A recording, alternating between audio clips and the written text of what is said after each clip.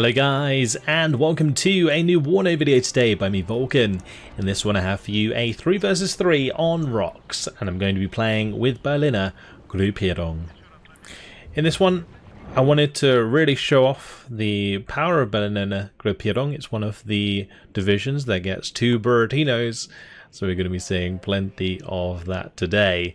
The other reason I wanted to share this game was just because it was a really good one, and rocks is probably one of my favourite 3v3 maps just due to the terrain in which you fight over. What looks like quite an open map is actually very intense and does get very centred around these 3 points.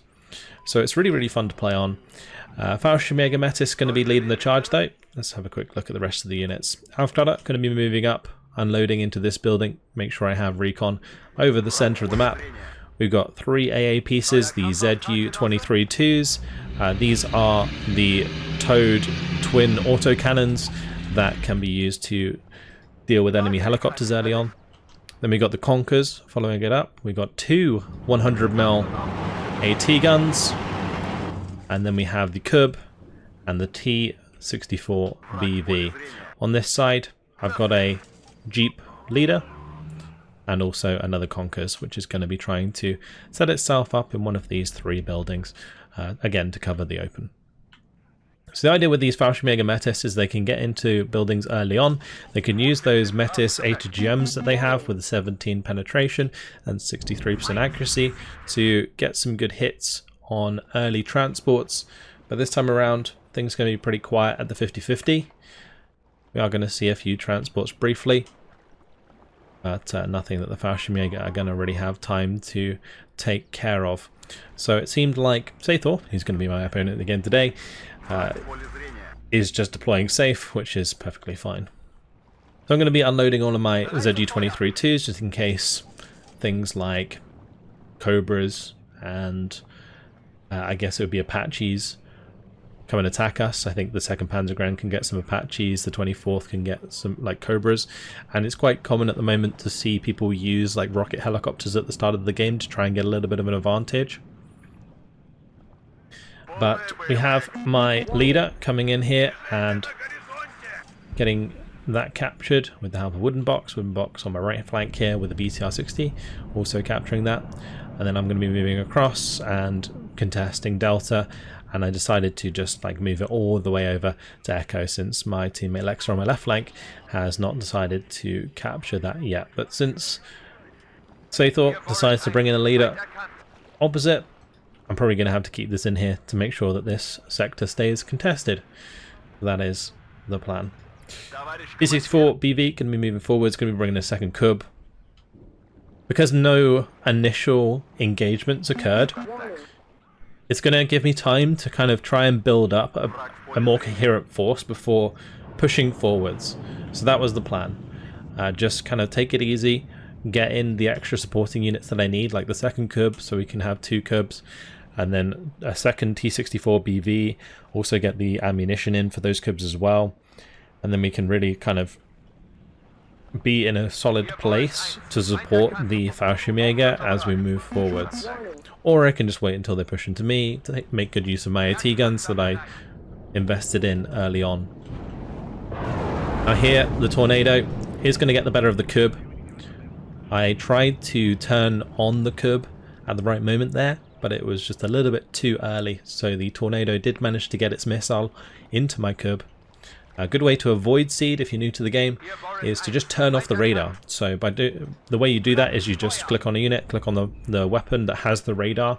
There's a little radar symbol in the top right normally. And basically you can turn off the weapon system. So if I click on the Cub here, you can see that I've turned it off.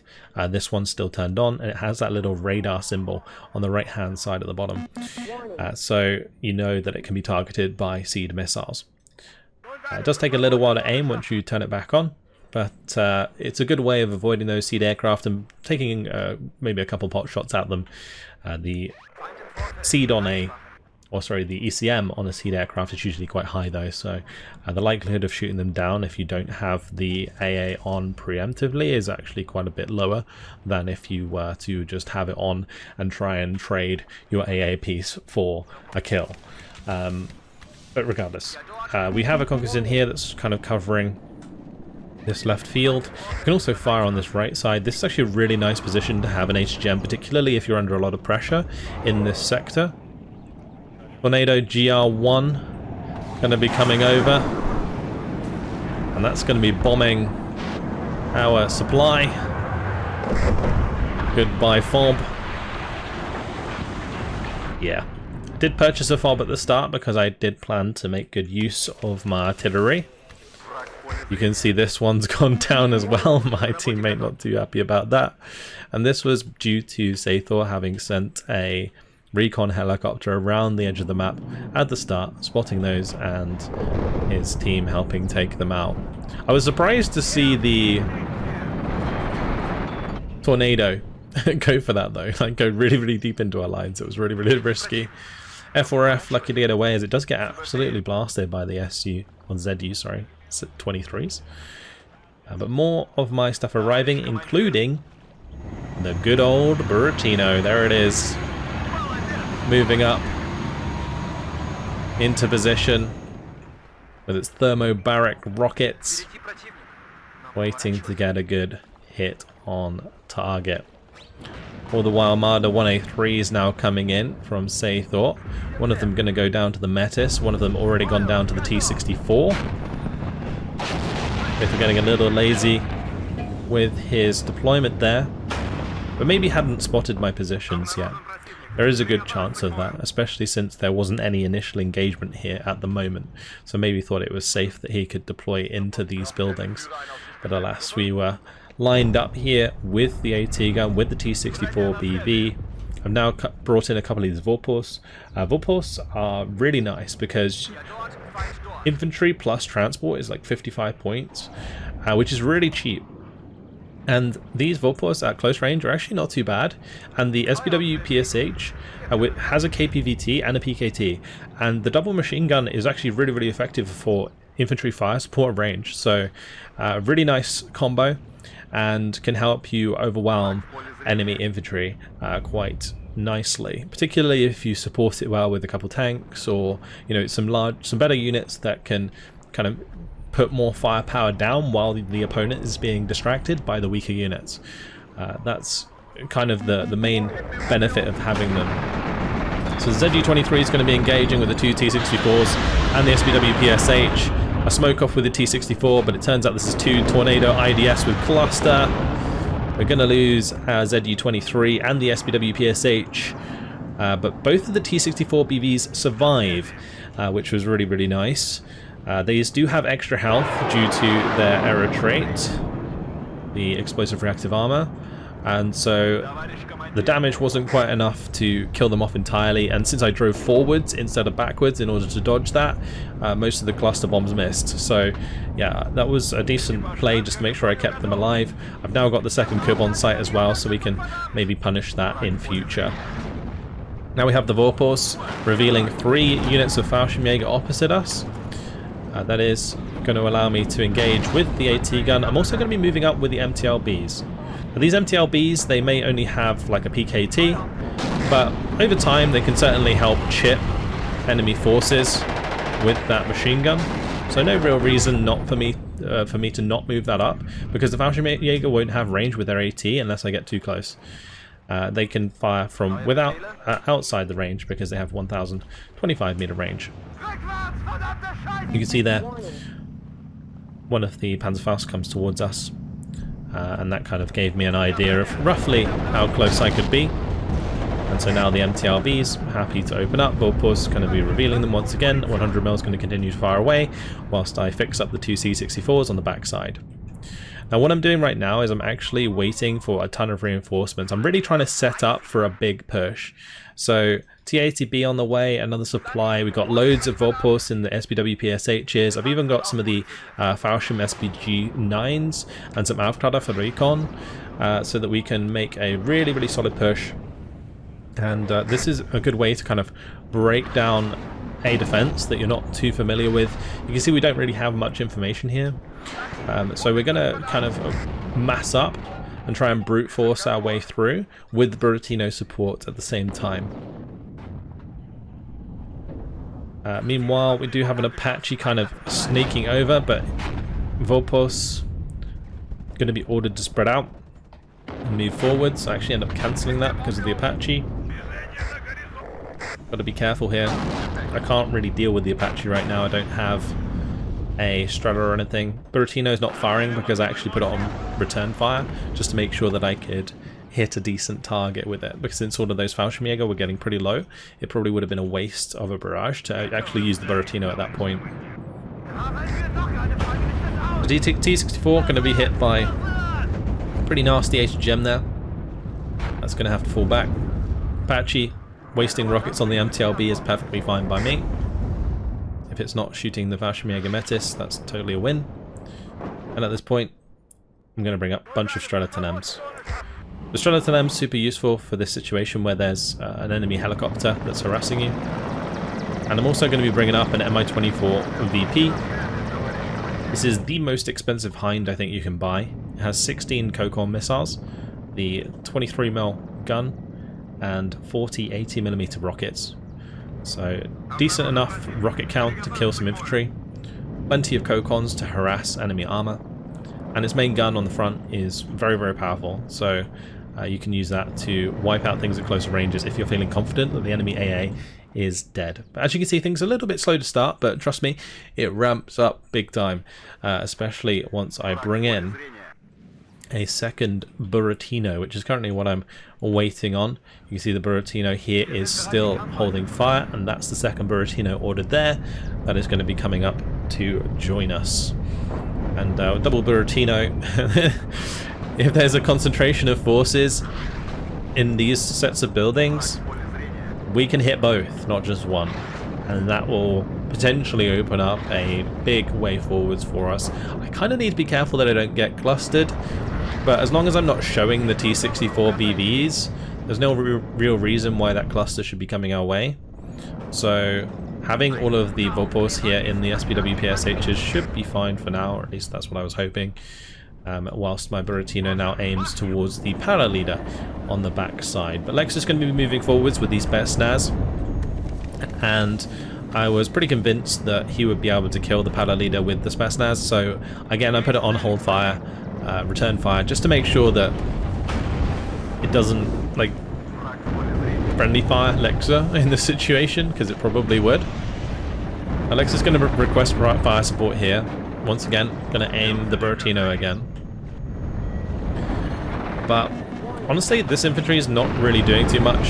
He is able to take out the Para leader on the left-hand side.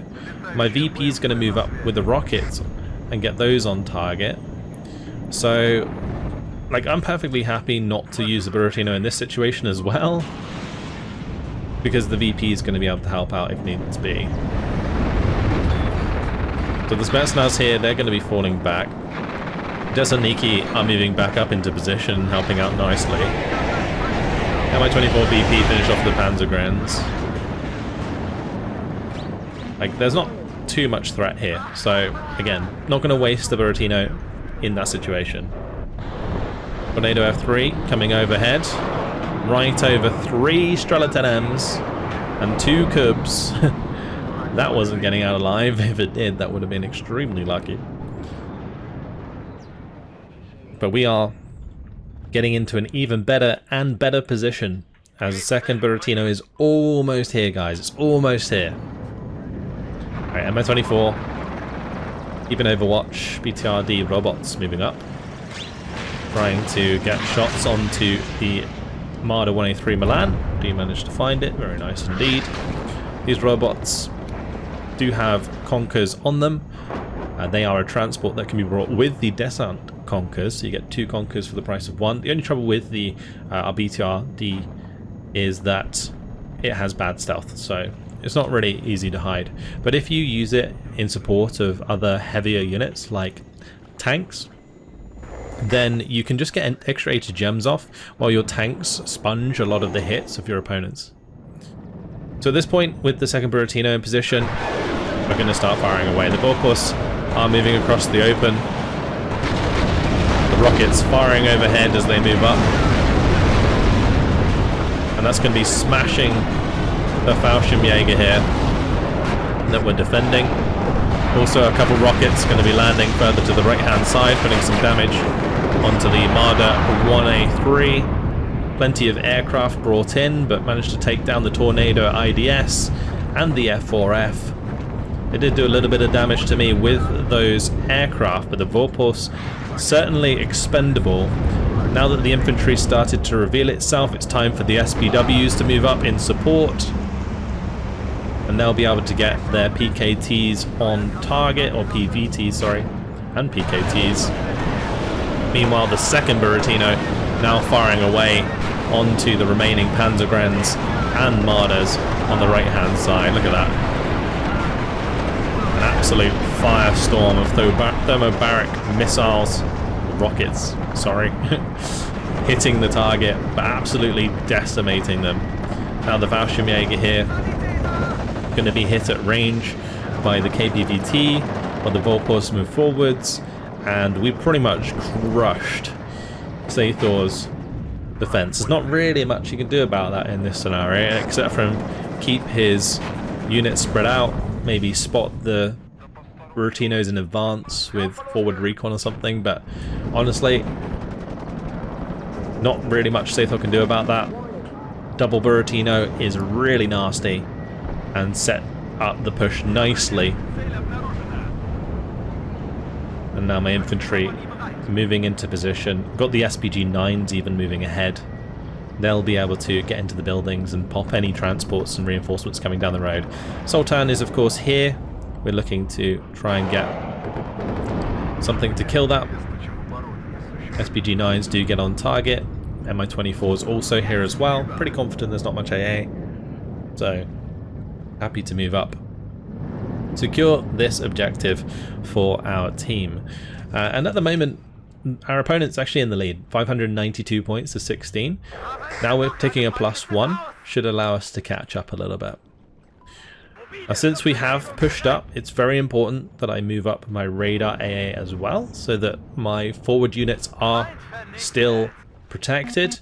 Also getting the Strela 10Ms further up, super important. And you can see there exactly the reason why. Tornado IDS comes in, tries to bomb some of the Vorpals, gets shot down. A little bit of a wasteful Tornado IDS MW1, but another Tornado coming in on the left-hand side, flying right over multiple Strelas. Lex's Strelas do the job, so that Tornado going down as well. Now these Strela 10Ms, they're trying to move over to the right-hand side because Daki does have the H1F here. And I was hoping to get enough shots on target, but this Strela 10M only had one missile, this one only has two, so it's going to be up to the third one that only has 3 left to engage that and hope to hit the mark. Meanwhile, both of the Buratinos have taken as much supply as they can, and they're going to be moving forwards into a better position to engage the next set of enemies that come in. Strela 10M now engaging the AH-1F. You can see in the bottom left I've just purchased a ton of these Su-22s, and that's because Goldberg here putting a lot of pressure on the left flank, and I was thinking, you know what, I can probably use the Su-22s to cluster the Rapiers whilst the AT variants hit the Challenger 2s. So we managed to take out one Rapier there, one Challenger 2. The second cluster Su-22 doesn't quite hit the mark properly, but we're able to get the AT missiles on it instead. We also get an AT missile onto a Challenger 2 further back, and this Su-22 coming in with the cluster does manage to get cluster rounds onto those 2 Challenger 2s. These 2 are all out of ammo, or those 3 are all out of ammo. Tornado F3 had time to come in and shoot these down, manages to catch 1, manages to catch 2, goes in for a little bit of a strafe, ends up getting hit by AA. Now this Su-22 should have evac'd, and I should have evac'd a couple of the other ones earlier. MiG-27 now coming in with the laser guided bomb, also strafing the Challenger 2s, and with all of the AA dead there, all the tracked Rapiers gone, it's going to be absolute field day for the Su-25 as it comes in to try and take care of the 3 damaged Challenger Mark 2s that I've left behind. Meanwhile, F4F going to be going down on the right hand side. And there you have it, 1 Charlie 2 going down. I've got some Su-17s coming in with rockets to do some extra damage. These have decent ECM, 30%. So one's going in for the right Charlie. This one's going in for the left one. And we're able to take out 2 more. Su-17s actually end up behind the Tornado F3, so I'm going to try and get my infrared missiles on target. But since they fired one at the Chinook, they didn't have 2 for the Tornado F3. Now the Su-25 coming in takes out the Leopard 2A3, and that was a ton of units taken down. Even the Chinook gets cleaned up. Multiple challengers dying. 2A3, Chinook goes down. 3 track rapiers taken care of. Absolutely huge kills on the left-hand side. And I told you the game ramps up. After the double Buratino push on the right, absolute slaughter on the left with all of those aircraft. It was just because at this point in the game I was kind of floating a little bit, and I was trying to look for ways to help out, and that certainly seemed to work out quite nicely. I did sacrifice quite a few planes for that, but I think it was more than worth it to remove the availability of Challenger 2s and Leopard 2A3s. We're still in a really good position here. I'm slowly wheeling AT guns into positions further up. My Buratinos waiting for supply here, since I brought in multiple Yoddles and T-813. It's a shame that my Bob back here did get destroyed, because it would have been nice to just resupply some of the supply trucks I already had rather than having to keep buying in new ones, but it didn't really matter too much. Buratino now aiming at this compound to try and take advantage of those forces and give Lexa another foothold further up. Here we go again. Buratino firing away, looking to clean up any infantry left in these buildings.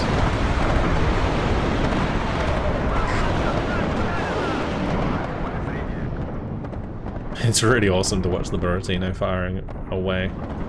Didn't end up killing the warrior, but definitely hit a couple of infantry squads there. The other nice thing is this T-64BV had a really good position, like overwatching this bridge,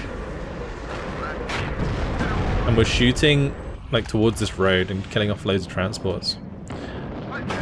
The 100mm AT gun also wheeling across is going to be doing the same, so yeah, that's helping us out a lot.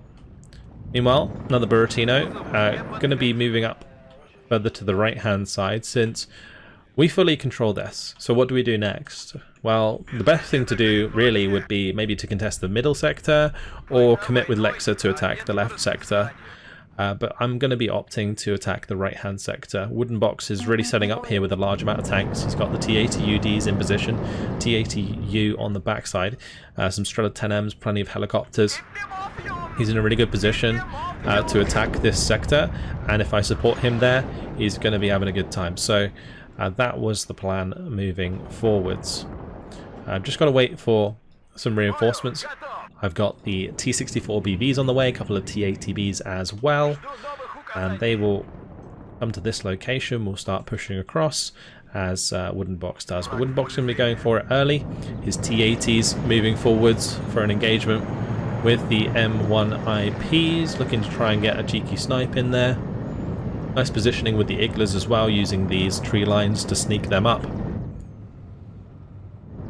Taki going to try and take the engagement. A little bit futile if you ask me. T-80UDs, they have 21 front armor, and they also have 12 health. So extremely difficult to deal with. HGMs all hitting the mark there as well, and that is 3 M1IP Abrams deleted in a matter of seconds. Really rough. Now the Buratino here, aiming at the backside of the sector. There's like 3 PVADs here and a Leopard 2A3, so I was hoping to get a decent number of damage in with those rockets. Holding fire though, because I'm waiting for my T-80s and stuff to arrive so that I can push as that fires, rather than just randomly firing. With the Tornado GR1, we managed to shoot that down. Really nice indeed. At this point, probably should have fired just straight away because the Stingers would have got hit by that as well. But now it's too late, so I'm just holding fire even longer, again waiting for those to come up. I was aware that this was probably in line of sight, but I was just hoping they didn't counter battery in time before I actually started making the push. T-64 BB also coming back here to get fixed up before we push across to the right hand side. I've got plenty of Strelas in position that have all been resupplied by this Yoro, so we should be just fine. T-80UDs of Wooden Box going to start to push up as I'm coming in from the left hand side, but here's the counter battery and the Buratino going to have to move. So Apache's certainly going to be a bit of a problem for my T-80Bs and the T-64 BVs. Need to get the Strelas over ASAP really. Now here I noticed Saethor brought in a bunch of infantry, so we're going to be targeting that with the Buratino instead. Apache currently wasting ammo into the UAZ at the front, which is good. Now firing at the T-64 BVs. The T-64 BVs, they can absorb quite a lot of punishment. Yeah, finally the Strela 10M's moving across, but Tornado IDS with cluster coming in, we're going to able to shoot that down, but it's going to take out damage, I guess, on one of my T-80Bs. Quite finishing the job. But there goes the Buratino, slapping around Saethor's reinforcements. Strela 10M's, they got a reverse. Unfortunately I lose one to the 2A3. Saethor knows that if he can pick off my Strela 10M's, it will leave my units quite vulnerable to Taki's Apaches, so I do need to be careful of that. But of course Wooden Box also putting on quite a lot of pressure with these T-80s at the same time. Since the Strelas went down, I'm moving the Cubs up just a little bit further. And I am sitting a lot on a lot of these Su-22s, but there's no real guarantee that if I bring them in they're going to really do anything helpful right now, because we saw the PVADs before. There's Chaparral there, there's a Gepard further to the right. Likelihood is they'll just all get shot down. So I've got to try and move forwards, win these engagements with the tanks, shoot some of the AA, and then we can think about bringing in the cluster Su-22s where we need to. Tornado GR1 coming in once again with those cluster rounds. It's going to get hit early on. Strike Eagle coming in. T-80UD straight down. And if you want to deal with a T-80UD, what better way than a Strike Eagle? Strike Eagle's super good for destroying heavy tanks. Cubs actually run out of ammunition as the Phantom 2s come in with bombs. Those bombs going to do some damage to my tanks. Definitely cause a lot of cohesion damage at least. Morale completely shot. These ones routing. Not ideal if I want to continue a tank engagement, so they're going to have to fall back for the time being, probably get them fixed up if possible. Going to move up the Mi-24 in the meantime. Got the Buratino zooming up as well, now that that one's reloaded. Cluster GR1 this time around, finding the kill on the T-64 BB because it was already damaged. Now we've got some artillery coming in. And there's a bunch of BO-105s on the horizon. So we're currently just playing the tank game, slowly moving backwards and forwards, taking shots where we can, trying to trade up and trade aggressively. Seeds from Saethor coming over. I didn't manage to turn off the radar in time. You can see that I did turn it off, but it was just a little bit too late. I try and turn it back on as they fly overhead, but then that GR1 also gets a seed missile off. So I managed to take out both my Cubs. This Mi-24P, lucky to be alive. Definitely coming under a lot of punishment. And that Tornado now going to be looking for the shot onto the Mi-24 here. Again, very lucky not to have that die. Probably should have gone down there.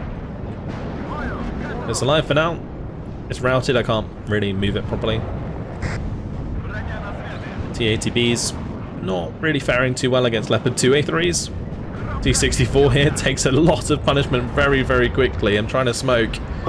Just about managed to get the smoke off as it takes one more shot, goes down to 1 health. Eagle coming in with the laser guided bombs is going to take out another of the T-80UD's absolutely nasty aircraft.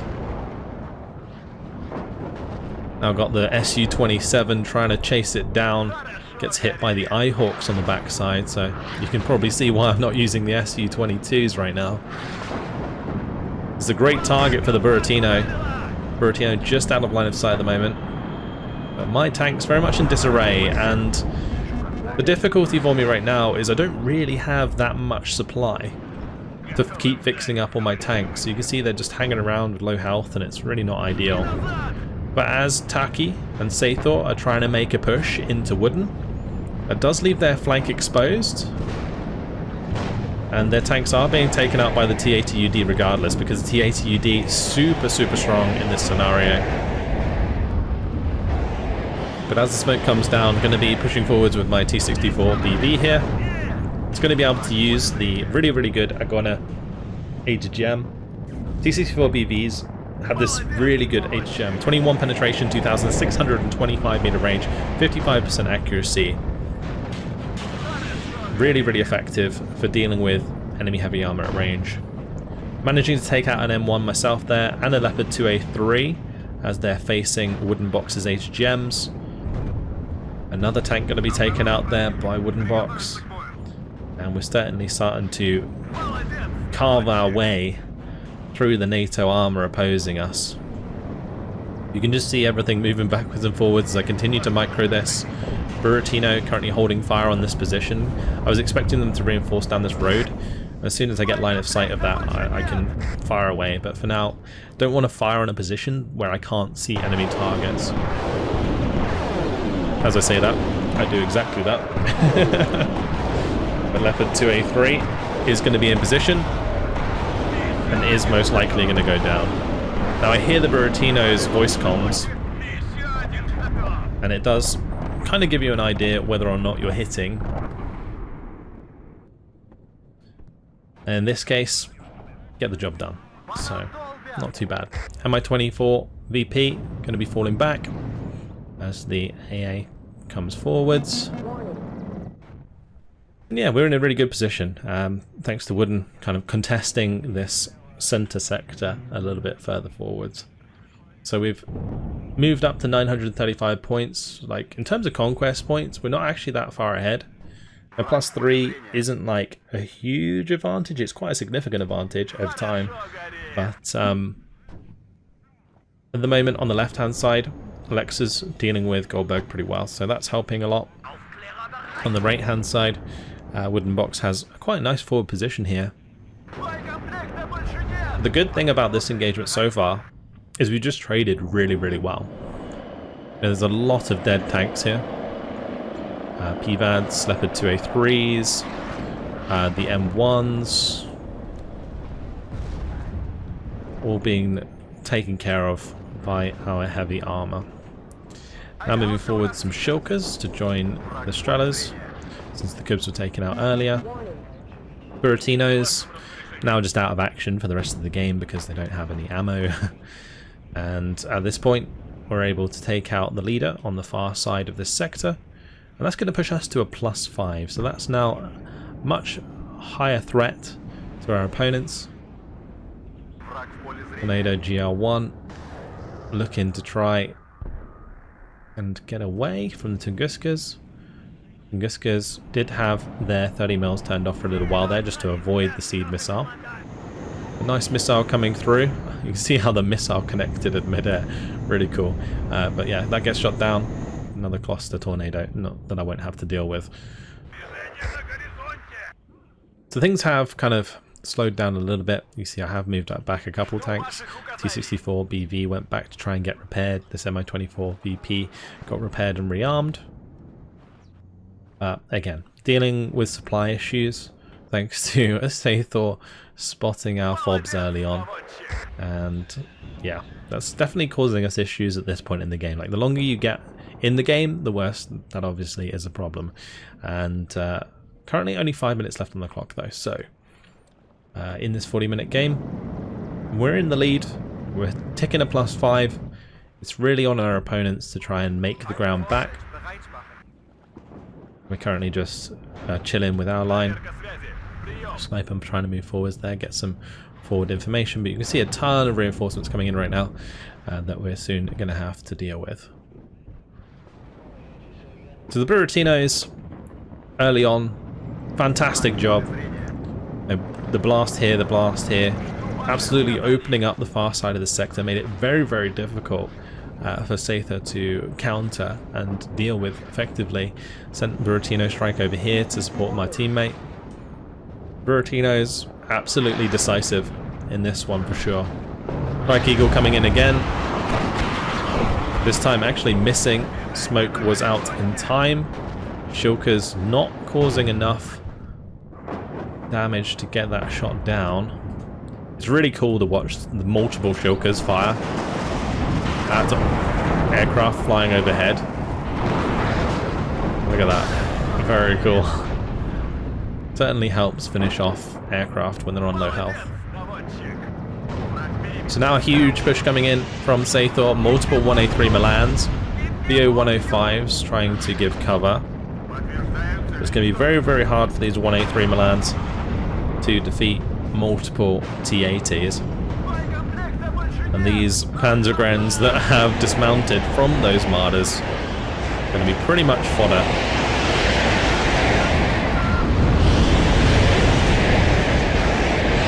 The Mi-24 just happily firing away with 80mm rockets, HGMs constantly coming in there. Two Tornado F3s did come over, take down my Mi-24 VP. I also lost the T-64 BBK. But now I've got a bunch of my own troops on the way. So Mudschützen and these BMP 1Ps. And the Mudschützen on their own will beat the Panzergrens 1-to-1. The BMP 1Ps, they can overwhelm enemy tanks and Marders with their Fargo. We're just holding a really good firing line right now. Two T-80 BVs, T-64 BBK hanging out in between. Going to be trying to smoke off, but the Strike Eagle flying overhead there, blowing up my T-64. This time around, we actually shoot it down. So finally, the Strike Eagle is taken care of. Now the BMP is trying to push up.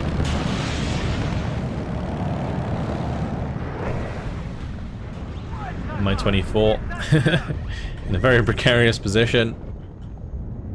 And now finally we have the artillery from Wooden Box firing away, looking to snipe and kill off the Sultan. Really, really nice preemptive fire there from Wooden. He saw the Sultan coming in and is going to be able to take that out nice and easy. So take out their last ditch effort to just kind of contest the conquest points.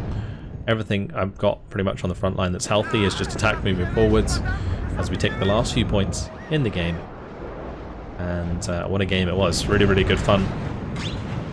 Really nice to see the Buratinos blasting away.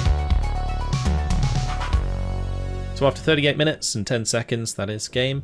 6,785 kills to 4,055 losses. Wooden Box doing really well with those T-80 UDs in the open, getting 7,665 kills. But early on, it really did come down to the Buratinos. You can see the Buratinos getting plenty of infantry kills. This one actually got the Leopard 2A3 kill, which really helps out a lot. Now, in terms of actual supply cost as well, on top of the Buratino cost itself, did this really pay itself off? Probably not, but it definitely allowed me to take position in the game very nicely. The Su-22 strike on the left-hand side went extremely well.